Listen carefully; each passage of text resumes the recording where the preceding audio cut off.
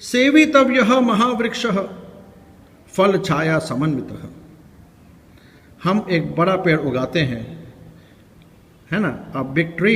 We are not growing tree actually, हम उगाते हैं सीड, बीज, है ना, लेकिन वो बड़ा पेड़ हो जाता है और उससे हमारी एक्सपेक्टेशन होती है कि हमें फल और छाया तो मिलेगा। बिकॉज एक पेड़ उगता है तो आप ये नहीं कह सकते कि इस पेड़ की छाया में नहीं मिलेगी भले कितना ही बड़ा हो जाए। Is it possible? है ना। तो बहुत ज़रूरी है कि हमारा ग्रोथ कहाँ पर है। एक अच्छी फैमिली में है तो इट अंडरस्टूड दैट हमारे सारे विचार, हमारी सारी बातें वो सब अच्छी ही होंगी। सेवितव्यः महावृक्षः, a great tree, a big tree, when it is grown then it is really providing so many things to the people, or fruits and shade to the people. Yadi devat phalam na asti, luckily aisa ya, sometimes there may not be a good luck, and that time suppose fruits are not seen on the trees, fruits are not grown, है ना, फल उगे ही नहीं, मतलब समझ लीजिए पेड़ तो बहुत बड़ा हो गया, 10 साल हो गए, 15 साल हो गए, लेकिन फल अभी तक नहीं उग रहे हैं। कोई बात नहीं, छाया केन निवार्यते, पर छाया तो देगा। कूल शेड, अभी गर्मी कितनी है, सब लोग पेड़ के नीचे भागते हैं कि नहीं? तो ये मत समझ कि किसने फल नहीं दिया तो उसको छोड़ देने का, काट देने का नहीं, छाया तो दिया। ओके, तो it means we should always think. 2-3 बातें यहाँ पर बताइए, एकदम पॉजिटिव बातें देखें। Don't see the negative things in some person, और है ना, try to see the positive thing, because how the positive things can be affecting your life. That is very important. There may be a person that he has 99 points like vices, not the good things, good habits. But one thing can be very good and that can be very effective. That can play a big role in your life.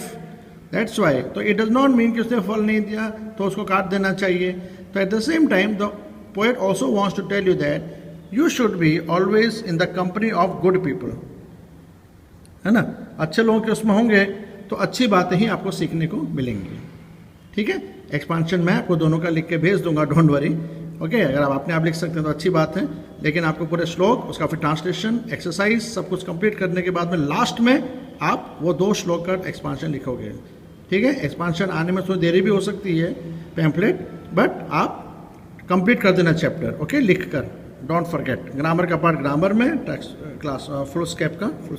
आरोप्यते Shila Shelley यत्नेन, यत्न मतलब मेहनत, great efforts, जैसे जैसे जैसे बहुत मेहनत से आप एक पत्थर, एक रॉक को, एक चट्टान के टुकड़े को आप पहाड़ पे ऊपर लेके जा रहे हो, पहाड़ पे चढ़ा रहे हो, है ना, कितनी मेहनत का काम है ना। You are just carrying along the very big stone और a boulder or a rock piece on the mountain while going up with great efforts, with the great efforts,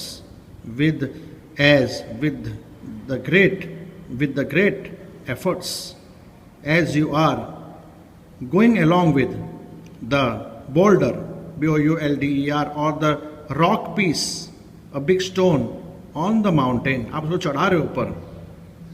निपात्यते शनेन अधः, अगर आपका ध्यान थोड़ा भी इधर से उधर गया या कंसंट्रेशन, आपके एफर्ट्स में कुछ कमी आई, आपकी नज़रें इधर से उधर गई या फोकस इधर से उधर हुआ, कंसंट्रेशन बिगड़ा, हार मान लिया, डिस्करेजमेंट आ गया, अब क्या करेंगे, कैसे होगा, तो निपात्यते क्षणेन, in a moment only, in a moment, एक क्षण के अंदर, एक फ्रैक्शन ऑफ सेकंड में इतना बड़ा पत्थर जो आप पहाड़ पे पूरा चढ़ा रहे हो और पहुंचने वाले हो पीक पर, लेकिन 2 मीटर का डिस्टेंस बाकी रह गया, उस समय क्या होगा अगर आपने थोड़ा भी अपना फोकस और कॉन्सेंट्रेशन इधर उधर किया, just in a moment only, निपात्यते अधः, 1 सेकंड में नीचे गिर जाएगा।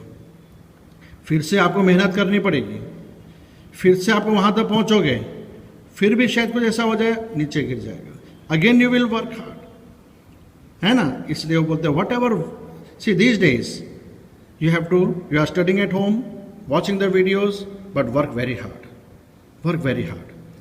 Your concentration, your focus should be on studies while you are doing the study, isn't it? That's why the poet says that with the great efforts, as the piece of stone, as the piece of rock or a big stone is just being taken on the greater height of the mountain, while climbing, it does not take even a second, it does not take even a moment to fall down. In the same manner, tatha atma guna doshayo.